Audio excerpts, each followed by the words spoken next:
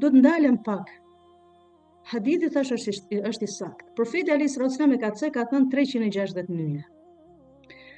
Ne flasim që profeti alayhis salam këtë ka thënë para 1500 vjetësh.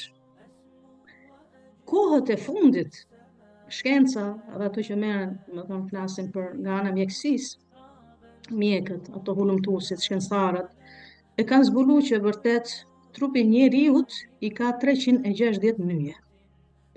Inshallah sot do flasim për një surë në Kur'anin Kerim, që është prej surave të shkurtura nga fundi i Kur'anit, që është surja Duha.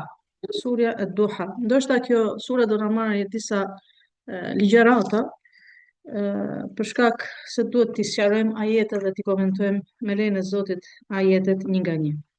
Kjo surë në përgjithësi flet për Muhammedin sallallahu alaihi wasallam, për personalitetin e Muhammedit sallallahu alaihi wasallam, për të mirat që Allahu subhanahu xhalla xhelalu i ka dhënë Muhammedit sallallahu alaihi wasallam, për vendin që ka Muhammedi sallallahu alaihi wasallam te Allahu subhanahu xhalla xhelalu.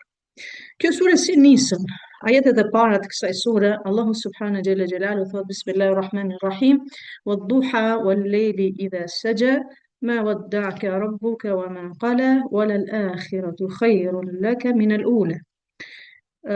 Inshallah këto ajetet e para do t'i sqarojmë dhe i komentojmë me lejen e Allahut subhanahu xhalla xhelalu. I madhi Zot e nisën këtë surën Duha, duke u betu. Njëherë Duha, çka do të thotë? Duha. Vet ajeti kuranor, ajeti i parë, do na shpjegojmë inshallah, dhe do të na mësojmë çka do të thotë Duha. Allah azza wa jalla thotë wad-duha. Wad-duha, Zoti është betu. Fillon me betimin Allah azza wa jalla me Duha. Duha është koha e paradrekës. Koha kur del dielli, koha e paradrekës. Pra, Allah azza wa jall betohet në kohë kur thot wad-duha, pasha kohën e paradrekës. Në shumë ligjërata të ndryshme kemi cek për sa i përket betimit që Allah azza wa jall betohet në shumë gjëra në Kur'anin Kerim, dhe e kemi cek dhe e përmendim përsëri që i madhi Zot kur betohet për diçka, na betohet me na tregu në vlerën, rëndësinë asaj gjëje. Dhe betimin krijesa neve njerëzve nuk na lejohet. Domethënë betohemi për tokë, për qiell, për bukë, për ujë, për diell, për hang, këto i kemi të ndaluara me fe, sepse profeti alayhis salam thotë men halafa bi ghayri Allah faqad ashrak. Kush betohet jo për Allah i ka bë shirk, i ka bë ortak Allahut subhanahu xhalla xhelalu. Pra Allah azza wa jalla është betu, ka thënë wad-duha, pasha kohën e paradrekës. Pra gjithmonë kur i madhi Zot betohet për diçka, betohet me na tregune vlerën e asaj gjëje. Vlerën e asaj gjëje. Allah azza wa jalla është betu në kohë, dhe po të shikoni në Kur'anin Kerim, në disa sure, ke ajetet të cilat Allah azza wa jalla betohet në kohë. Wal fajr, pasha kohën e sabahut mëngjesit. Wal asr, pasha kohën e mbas drekës. Pra, i madhi Zot kur betohet për diçka, edhe një herë përsëris që betohet për vlerën, rëndësinë e asaj gjëje. Po ta shikojmë koha e duhas, koha e paradrekës, është ajo kohë që dietarët e kanë përmend faktikisht që plus që koha e mëngjesit, falja e mëngjesit, falja e sabahut ka vlerën e vet, peshën e vet, aty është bereqeti, aty është risku. Ky bereqet edhe ky risk vazhdon edhe te koha e duhas. Në këtë kohë, kohën e duhas, që është koha e paradrekës, është një namaz. Është një namaz që ky namaz falet vetëm në këtë kohë. Dhe ky namaz nuk mund falet as mas në kohën e qindis, as mas akşamit, as mas yatsis. Ky ka kohën e vet, kohën e duhas. Dhe ky është namazi, siç e ka përmend, ka hadithe të sakta për këtë namaz, është namazi duhas ose salatu duha, koha namazi duhas. Namazi duhas, profeti alayhis salam e ka përmend në hadithe rëndësinë dhe vlerën e këtij namazi. Ky namaz është nafile namaz, është sunet, që ka një transmetim faktikisht nga Ebu Hurejra radiallahu anhu, i cili thot Ausani Rasul alayhi salatu wassalam, më ka porosit profeti alayhi salatu wassalam që më ka porosit për 3 gjëra. E para thot Ausani Rasul alayhi salatu wassalam bi salatu duha, me namazin e duhas, dhe më ka porosit profeti alayhi salatu wassalam që para se me flet ta fal namazin e vitrit, dhe më ka porosit profeti alayhi salatu wassalam që ta agjëroj çdo muaj nga 3 ditë. Dhe thot, mbasi e ka marrë këtë porosinë e profetit alayhi salatu wassalam, thot kur një herë nuk e kam lënë.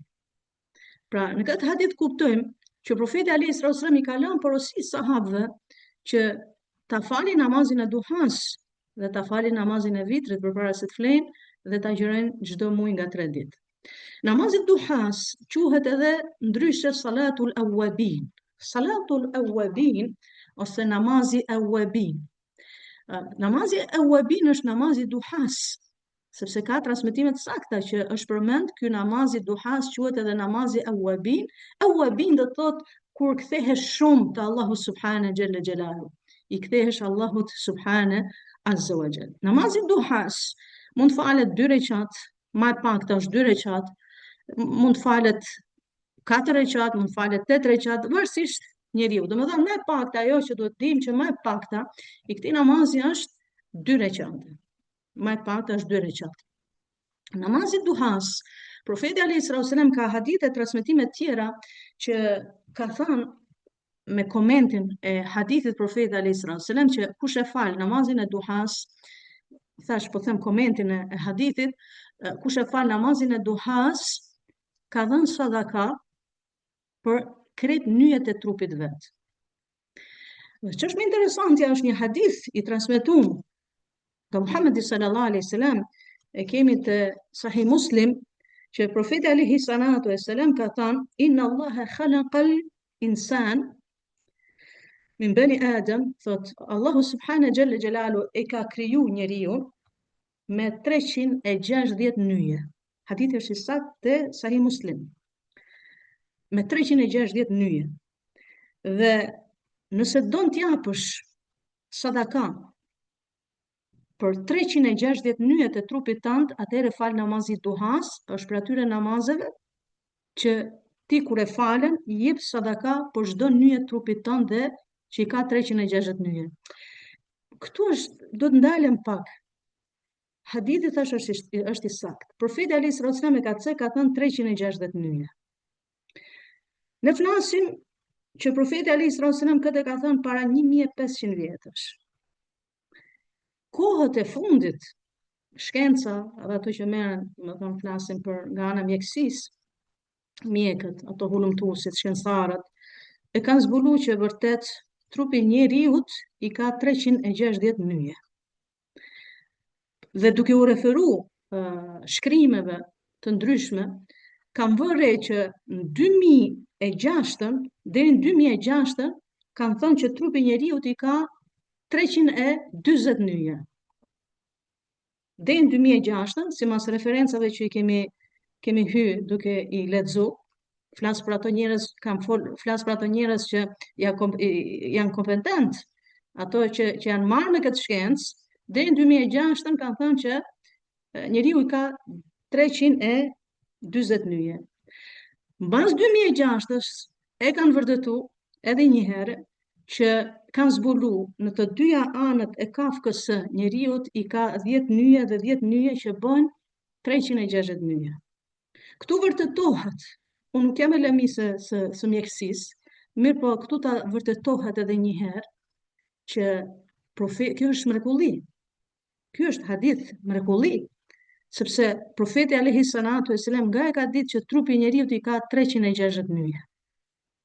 Allahu subhanahu xhalla xhelalu, i cili na ka kriju, e ka lemru Muhammedin sallallahu alaihi wasallam, wa ma yantiqu anil hawa in huwa illa wahyun yuha. Allahu subhanahu xhalla xhelalu i drejtohet Muhammedit sallallahu alaihi wasallam duke thënë që nuk ka thënë diçka për vetit vet, por gjithçka është e shpallur për Allahut subhanahu xhalla xhelalu. Pra, këtu vërtetohet thënia, fjala e profetit alayhi salatu wasallam, pavarësisht se këtu flet për rëndësinë e namazit të duhas, mi përkuptojmë edhe diçka tjetër, një mrekulli shkencore që e ka treguar pra profeti alayhi salatu wasallam në këtë hadith, dhe kohët e vonshme e kanë zbuluar që trupi i njeriu i paska 360 nyje, Allah e di mas miri. Pra, namazi duhas është pikërisht në kohën e duhas.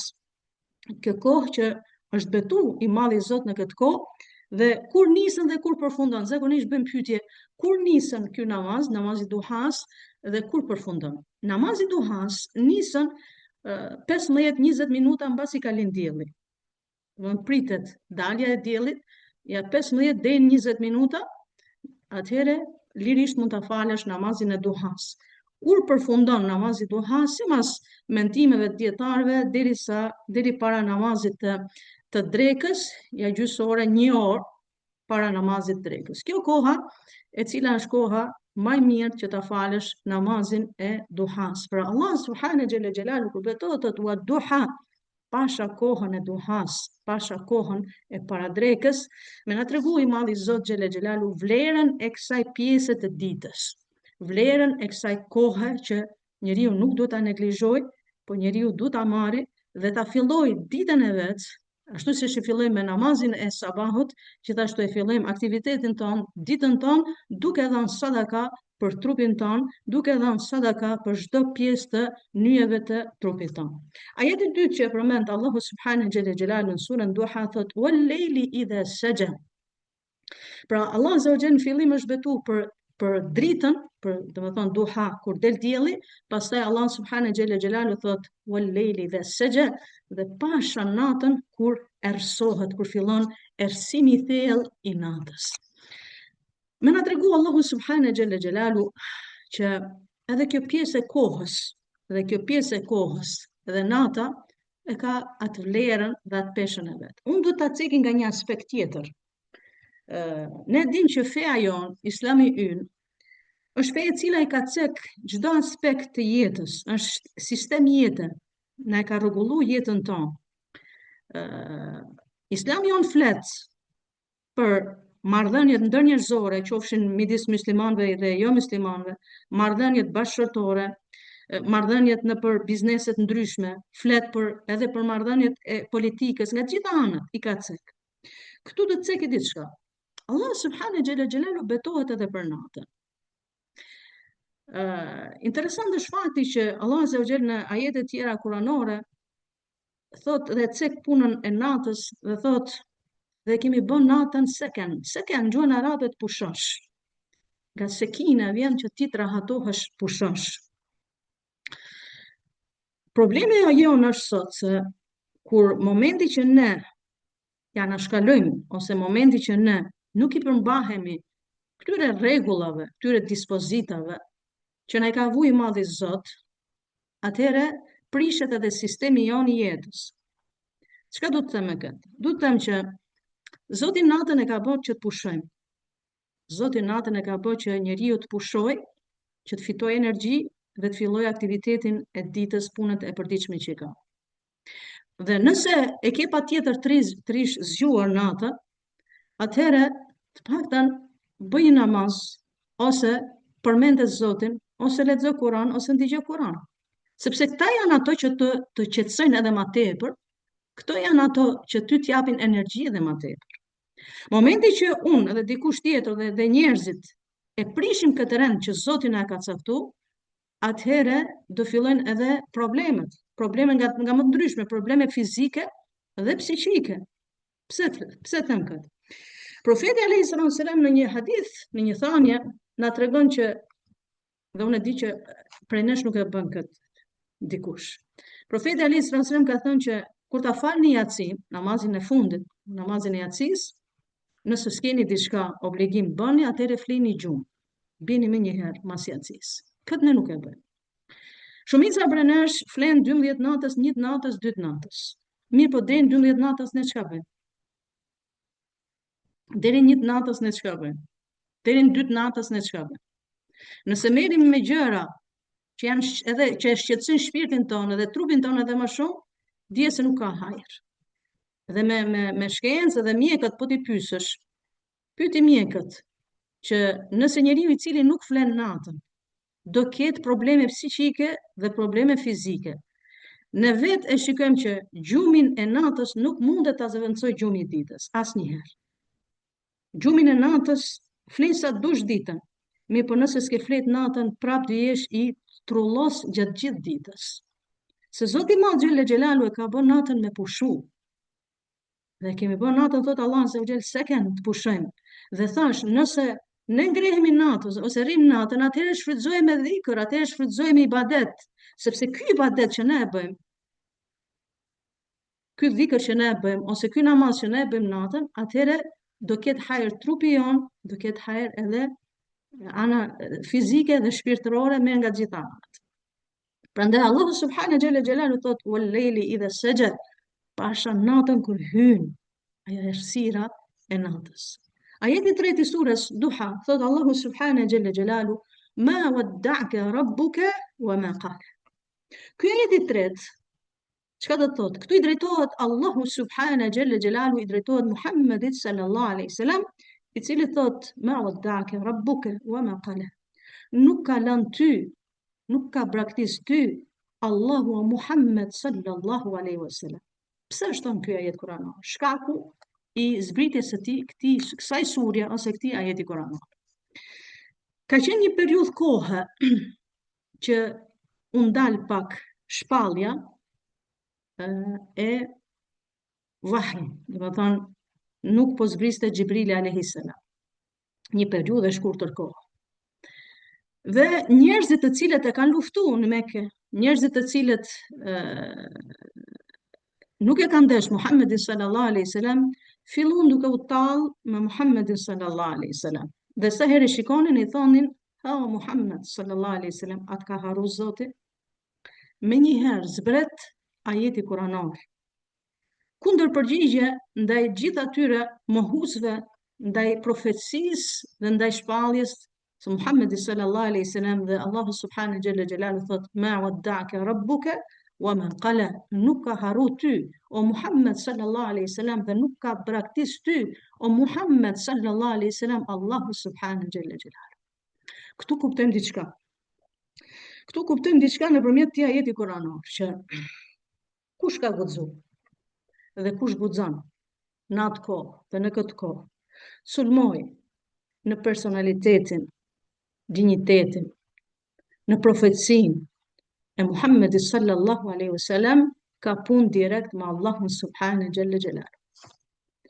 I madhi Zot këtë vërteton ajeti kuranor, që thot Allahu subhanahu xhalla xhelalu inna kafejnaka mustahzi'in. Ne të mjaftojmë ty o Muhammed sallallahu alaihi wasallam ndaj gjithë atyre që mundohen me të tallë, me të akuzu dhe me të nënvlerësu. Sepse një profet që Zoti e ka lartësu, nuk mundet gojat e liga me e nënvlerësu. Pra, ndoshta e ka përmend disa herë në disa raste të ndryshme të ligjëratave që po të shikosh ti hedhësh një sy Kur'anit, do të shikosh që gjithë ato që janë mundu ta sulmojnë me fjalë, pa dhe me vepra Muhammedi sallallahu alaihi wasallam, ka ardhur reagimi nga Allahu subhanahu xhalla xhelal. Ka reagu Allahu subhanahu azza wa jall. Shikoni surën Tebbet, sa herë lexojmë këtë surë, Tebbet yada abi lahabi wa tab. Unë jam e sigurt që shumica për muslimanëve din përmend këtë surë dhe din që kjo surë flet për familjen e xhaxhait Muhammedi sallallahu alaihi wasallam Abu Lahabi. Kjo surë nisën duke thënë Allahu subhanahu xhalla xhelalu Tebbet yada abi lahabi wa tab. Tabban, i largum, i mallkum, i largum për rahmetit Allahut është Abu Lahabi. Pse? Pse ka ardhur ky reagim dhe pse ka zbrit ky ajet kuranor? Sepse Abu Lahabi në të njëjtën gjuhë e ka sulmu Muhammedin sallallahu alaihi wasallam. Nipin e vet dhe i ka thënë tabban lak. Do të thënë ti themi sikur e ka mallku Muhammedin sallallahu alaihi wasallam dhe me të njëjtën mënyrë i përgjigjet Allah azza wa jall Tebbet yada abi lahabi wa tab. Në surën Inna a'tainaka al-kawthar fasalli li rabbika wanhar inna sha'naka huwa al-abtar. Që është për surave të shkurtra, po kam sim të madh. Në fundin e kësaj sure përmendet që ka qenë një njerëz në kohën e profetit alayhi salatu selam, një njerëz në kohën e profetit alayhi salatu selam, i cili e ka sulmu profetin alayhi salatu selam dhe ju ka drejtuar njerëzve, ka thënë lejeni, mos u merrni me të, sepse ky është farsos. Pse e ka thënë ashtu? Sepse ne dimë që profeti alayhi salatu selam nuk i kanë jetuar djemt dhe ka menduar që ky s'ka djem për Muhammedin sallallahu alaihi wasallam dhe s'ka kusht ja mbaj emrin më mas. Mirë po, më njëherë, vjen reagimi Allahut subhane gjelle gjelalu, i cili thot, inna sha'neke huwa l'abtar, farsost, i harum, është ai që të akuzon ty dhe të sulmon ty o Muhammed sallallahu alaihi wasallam. Dhe ka po Zoti i madh gjelle gjelalu, që shahadetin e kur e themi ashhadu an la ilaha illallah, që Zoti është një, tjetë bashk ashhadu anna Muhammeden Rasulullah dhe deklaroj që Muhammedi sallallahu alaihi wasallam është i dërguar i Allahut subhane gjelle gjelalu. Pra, Allah azza wa jalla thot ma wadda'aka rabbuka wa ma qala, wala al-akhiratu ayati 4, wala al-akhiratu khairun laka min al-ula. I madhi Zot i drejtohet Muhammedit sallallahu alaihi wasallam, mirë po këto janë drejtime edhe për secilin, këto ajete i drejtohet secilit besimtar. Wala al-akhiratu khairun laka min al-ula, ahireti, bota tjetër, është më e mirë se kjo botë. Pra, Allahu subhane gjelle gjelalu na bën me dije një fakt, që kjo dynja nuk ka vlerë, është e barabartë me zero, me dynjan tjetër, me botën tjetër. Dhe imani janë, besimi janë, që t'jesh besimtar i plot, t'jesh besimtar me gjithë bindjen, dhe quhesh besimtar, duhet besosh botën tjetër. Po të shikosh, ajetet shumëta të Kuranit Kerim, dhe një pjesë goxha e bukur e Kuranit Kerim flet për botën tjetër, flet për dynjan tjetër. Kjo dynja pra nuk ka vlerë të Allahu subhane gjelle gjelalu. Aq sa ka vlerë një krah mize, aq ka vlerë kjo dynja të Allahu subhane gjelle gjelalu. Pra Allah azza wa jalla e përmend një fakt, kur thot wala al-akhiratu khairun laka min al-ula, ahireti për ty është më i mirë se kjo dynja. Kjo na inkurajon edhe më tepër që ne duhet punojmë, jetojmë me këtë dynja, veprojmë me këtë dynja, mirë po që të fitojmë dynjan tjetër. Shikoni, pasha Zotin, betohem në Allah, që më kujtoni që do bëj dikush diçka të mirë neve mas vdekjes tonë. Mos na rrej mendja që dikush ka me bë diçka të mirë që të na sjellë mas vdekjes tonë. Qof fëmia, qof kushdo. Ndoshta dikush nuk është dakord. Mirë, po fëmia nuk do më kujtoj mu për ditë, mas i vdes. Fëmia mu nuk do më kujtoj çdo ditë. Po ndoshta do kujtoj një herë në vit, një herë në muaj, një herë në 10 muaj, një herë varësisht. Prandaj të punojmë për vetin tonë, punojmë për ahiretin tonë dhe mos presim prej dikujt tjetër. Prandaj Allah azza wa jalla tregon pra faktin që o njerëz, kjo dynja nuk ka vlerë te Allahu subhanahu xhella xhelal. Kjo dynja nuk është asgjë para ahiretit. Ahireti është jeta. Dynja e tjetër ajo është jeta. Jeto me këtë dynja, vepro me këtë dynja, punon me këtë dynja, që të inshallah të shpërblehesh në atë dynja tjetër që e ka garantuar Allahu subhanahu xhella xhelalu. Prandaj neve për shembull, subhanallah, a kemi menduar ndonjëherë kur hyn namaz? Kur hyn namaz, veprimi i parë që ne bëjmë në namaz, bëjmë tekbir. Dhe me thonë themi Allahu Akbar. Me këtë lloj forme, ngrejmë durët, gratë më poshtë, burrat më lart, me këtë lloj forme, themi Allahu Akbar. Dhe këtu dietarët e përmendin një fakt, do të thonë momenti që ti ngren durët e tu, Allahu është më i madhi, thot me durët e tuaja ti duhet ta hedhësh dynjan mas shpinës. Kur thu Allahu Akbar, Zoti është më i madh, Zoti është më i madh se gjithçka, dhe hidhet thot dynjan mas shpinës tënde. Wala al-akhiratu khairun laka min al-ula. Ahireti është më i mirë se kjo dynja. Prandaj ta kishte pas vlerë kjo dynja, nuk kishte sakrifikuar Asja, gruaja e faraonit, nuk e kishte sakrifikuar luksin ku ka jetu, nuk kishte për sakrifikuar atë pallat mbretëror, nuk kishte sakrifikuar dynjan me krejt mira, sakrifikoi gjithçka vetëm për atë dynjan tjetër, sakrifikoi gjithçka vetëm për fjalën la ilaha illallah. E hodhi këtë dynja mas shpine dhe kur e pa që dynjaja tjetër është më e rëndësishme se këtë dynja, e lan këtë dynja dhe e mori dynjan tjetër, Asja, gruaja e faraonit, e cila është përmend në Kuranin Kerim, në ato momente që e ka maltretu, në ato momente që e ka torturu bashkëshorti vet, Firauni, i cili duhet ishte një që duhet ta mbronte, jo ta sulmonte dhe jo ta vriste, dhe çka faj ka pas Asja, nuk ka pas faj, vetëm se ka besu Zotin një, vetëm se ka besu Allahun një, dhe e torturoi faraoni, deri në atë shkallë sa vdes Asja, mirë po vdes duke fitu dynjan tjetër, Allahu Ta'ala alem. Prandaj Allah Azza wa Jalla thot, "Walal akhiratu khairun laka min al-ula." Je me këtë dynja, frymon me këtë dynja, shfrytzoja këtë dynja, shfrytzoja sa jemi të shëndoshë, sa kemi jetën, sa kemi shëndetin, të shfrytëzojmë për të mirë që të fitojmë atë dynjan tjetër. Jo kam thënë edhe një ligjërata ma herët që për kufizimin e kësaj dynjaje, se si është këtë dynja e ka thënë Gjibrili alayhi salam. Me laqja Gjibrili alayhi salam e ka përkufizu këtë dynja.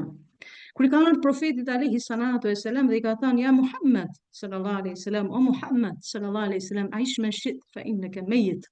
Jeto sa dush, ama do të vi koha që do vdesësh. Ahbib ma shit fa innaka mufariq. Ka thënë duj këtë dush në këtë dynja, po do i lesh një ditë të dashmit e tuaj. Do të thënë duj këtë dush me këtë dynja. Ke njerëz të dashur me këtë dynja, mi po do vi koha që një ditë ato njerëzit e dashur kemi lënë. Ja amel me shit, puno çka dush, ama dje se do shpërblehesh me ato punë, varësisht punëve. Dhe i ka thënë Gjibrili alayhi salam, u alem dhe dije që sharaful muslim ose mu'min, dije se krenaria i besimtarit është namazin e natës. Namazi i natës aty është krenaria e besimtarit. Dhe dinjiteti i njeriu ka thënë është që mos t'ia shtrish dorën dikujt tjetër. Mos t'ia shtrish dorën dikujt tjetër dhe mos bëhesh nevojtari dikujt tjetër. Ky është dinjitet.